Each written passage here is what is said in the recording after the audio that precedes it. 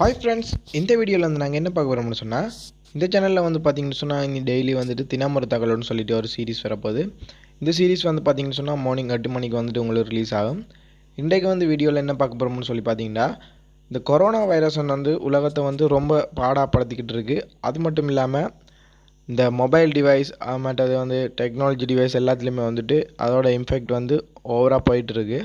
அதில் வந்து பார்த்தீங்கன்னு சொன்னால் இப்போ வந்து PlayStoreலேயும் வந்துட்டு அதோட தாக்கம் வந்து கூடினபடியாக கூகுள் வந்துட்டு அதுக்கு ஒரு சின்ன எஃபெக்ட் ஒன்று போட்டிருக்காங்க. அது என்னென்னு சொல்லி தான் இந்த வீடியோவில் பார்க்க போகிறோம். வாங்க வீடியோக்குள்ளே போகலாம்.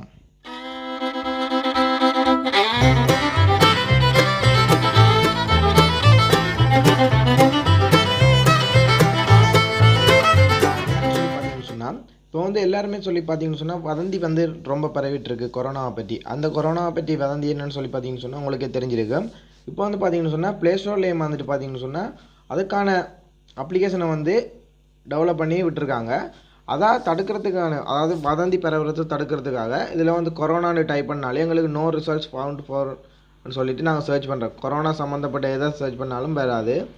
இப்போ நான் வந்து கொரோனான்னு சர்ச் பண்ணால் பாருங்கள் வரல, கொரோனா வைரஸ்ன்னு சர்ச் பண்ணாலும் வரல, அதே நான் கொரோனான்னு சர்ச் பண்ணேன் வந்துச்சு.